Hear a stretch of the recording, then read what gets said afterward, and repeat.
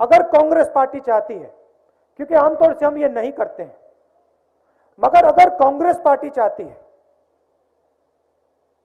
और कांग्रेस पार्टी का कार्यकर्ता चाहता है और पंजाब चाहता है, तो फिर हम चीफ मिनिस्टर का निर्णय आपके लिए ले लेंगे, अपने कार्यकर्ताओं से पूछकर, और जो सही व्यक्ति होगा वो पंजाब को आगे ले जाएगा और दूसरा व्यक्ति और दूसरे सब लोग मिलकर एक टीम जैसे लड़ाई लड़ेंगे। चाहे वो नरेंद्र मोदी जी हो, बीजेपी हो, चाहे वो बाकी पार्टियां हो, और उसमें मैं आम आदमी पार्टी को भी शामिल करता हूं। ये सब पार्टियां पावर को कंसंट्रेट करती हैं, पावर को चीफ मिनिस्टर के हाथ करती हैं, प्रधानमंत्री के हाथ करते हैं। कांग्रेस की विचारधारा, शक्ति जनता की है, पावर को हम जनता के हवाले करना चाहते हैं। रोजगार का सिस्टम आप देखिए, किसी भी प्रदेश में जाइए, रोजगार स्मॉल और मीडियम बिजनेस वाले देते हैं। जो देश के सबसे बड़े उद्योगपति होते हैं वो इतना रोजगार नहीं देते जितना छोटे दुकानदार, स्मॉल एंड मीडियम बिजनेस चलाने वाले लोग देते हैं।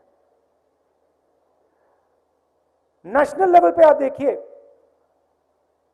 डिमोनेटाइजेशन, नोटबंदी, किसको नुकसान हुआ? छोटे बिजनेस वालों को, दुकानदारों को, स्मॉल मीडियम वालों को। फायदा किसको हुआ? देश के सबसे बड़े 2-3 अरबपतियों को। उसके बाद जीएसटी लागू की, किसको फायदा हुआ?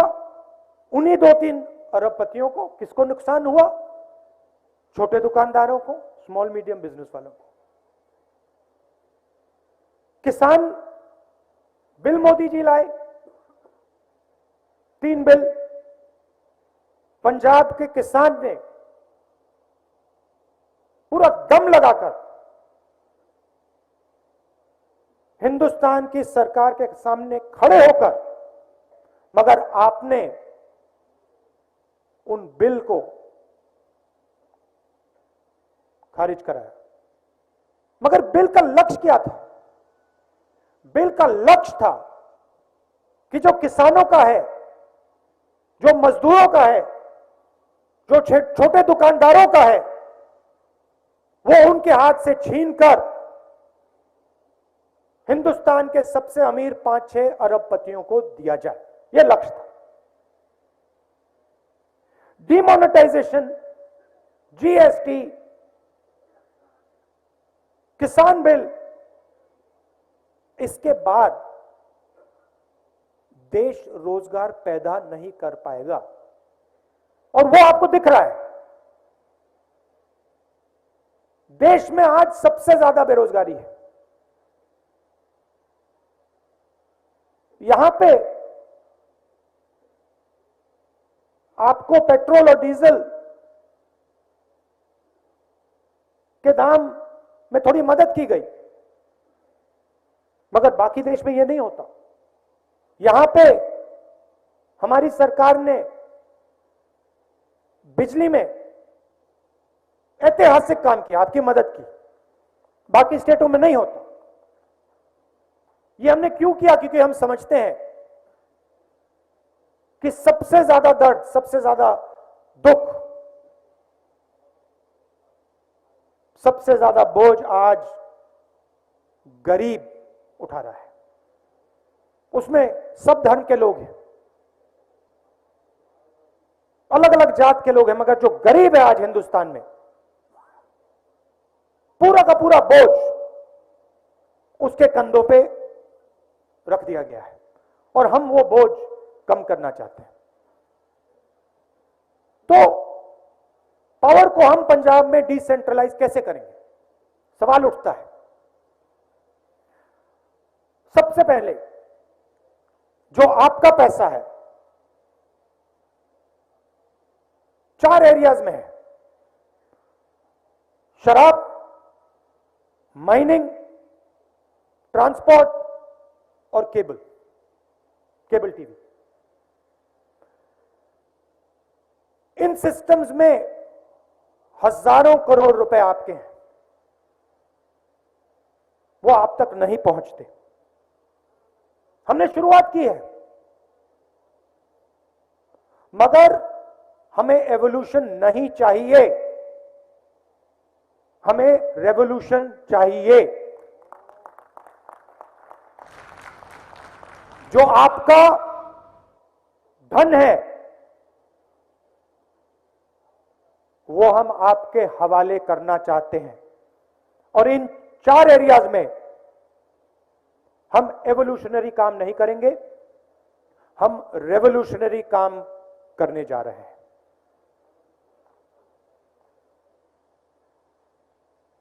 मैंने रोजगार की बात की। पंजाब में आपके पास 23 क्लस्टर्स हैं, अलग अलग बिजनेस के clusters, small and medium industry के क्लस्टर्स। मोहाली में आईटी और शिक्षा का हब, अमृतसर में टूरिज्म, मेडिकल टूरिज्म, पूरी दुनिया से लोग अमृतसर आते हैं, गोल्डन टेम्पल में दर्शन करने आते हैं, जालियांवाला बाग देखने आते हैं। लुधियाना में इलेक्ट्रिक व्हीकल्स का हब, जालंधर में स्पोर्ट्स गुड्स का हब, भटिंडा में फार्म इक्विपमेंट का हब, पटियाला में फुलकारी और पूरे पंजाब में एग्रीकल्चर। हमारी सरकार ये जो पैसा अल्कोहल, माइनिंग, ट्रांसपोर्ट और केबल से आएगा, उस पैसा का प्रयोग इन हब्स को world class centres of excellence में बदलने का इस्तेमाल होगा।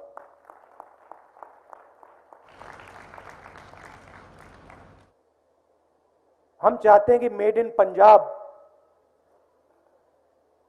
पूरी दुनिया को ये शब्द दिखने लग जाए, मेड इन पंजाब।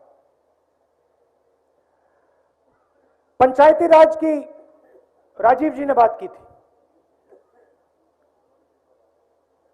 हम चाहते हैं कि जो हमारे प्रधान हैं, सरपंच हैं, लोकल बॉडीज में जो हमारे नेता हैं, कॉर्पोरेटर्स हैं, पावर उनके हाथ में दी जाए और डायरेक्ट उनके हाथ में दी जाए और ब्यूरोक्रेसी से पंजाब ना चलाया जाए। तो ये एक और उदाहरण डिसेंट्रलाइजेशन का। तीसरा उदाहरण,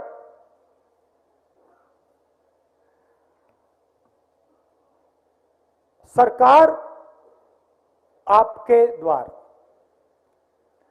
160 सर्विसेज जो सब लोग चाहते हैं, certificates, clearances, permissions, local taxes, जो भी आपका सरकार से इंटरफेस होता है, ये सब चीजें 160 चीजें वन विंडो में हम आपके घर डायरेक्ट पहुंचा देंगे।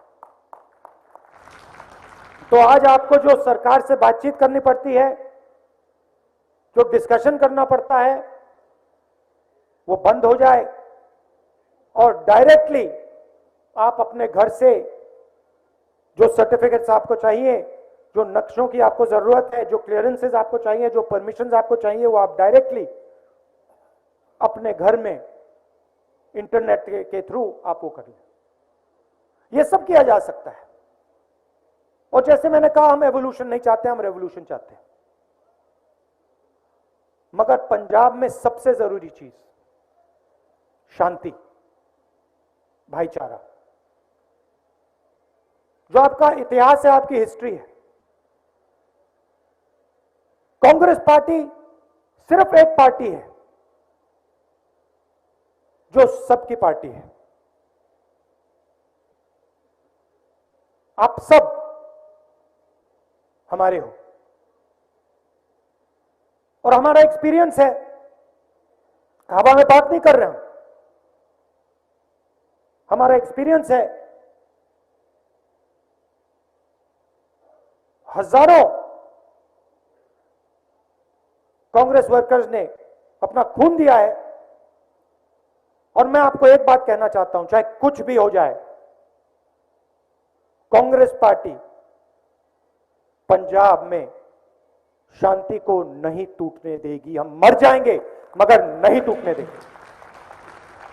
और हम ये काम करना जानते हैं, ये हमने किया है, क्योंकि हम लोगों को जोड़ना जानते हैं, सबको एक साथ लेकर आगे ले जाना जानते हैं। ये मैं आपको मैसेज देना चाहता था। पुराना रिश्ता है, प्यार का रिश्ता है। आपसे मैं बहुत सीखा हूं, मनमोहन सिंह जी से मैं बहुत सीखा हूं और सीखूंगा। दिल से मैं आपका धन्यवाद करना चाहता हूं। और जल्दी से जल्दी जो आपकी मांग है, चीफ मिनिस्टर को डिक्लेयर करने की मांग, उसको हम जल्दी से जल्दी पूरा का पूरा करेंगे। आखिरी बात मैंने कहा, गाड़ी में कही, मैंने चन्नी जी से, सिद्धू जी से कही कि हमें गहराई से सोचकर महिलाओं के लिए एक डेडिकेटेड मैनिफेस्टो बनाना चाहिए। 2-3 वायदे, 15-20 वायदे नहीं, 2-3 वायदे, जिससे हमारी जो माताएं हैं और बहनें हैं, उनकी जिंदगी बदल जाए। ये मैंने उनसे कहा कि ये मैनिफेस्टो में लिख दें, क्योंकि जो हमारी महिलाएं हैं, पंजाब की वो रीढ़ की हड्डी है। और आमतौर से जो उनको मिलना चाहिए, जो उनको सपोर्ट मिलना चाहिए, वो नहीं मिलता है।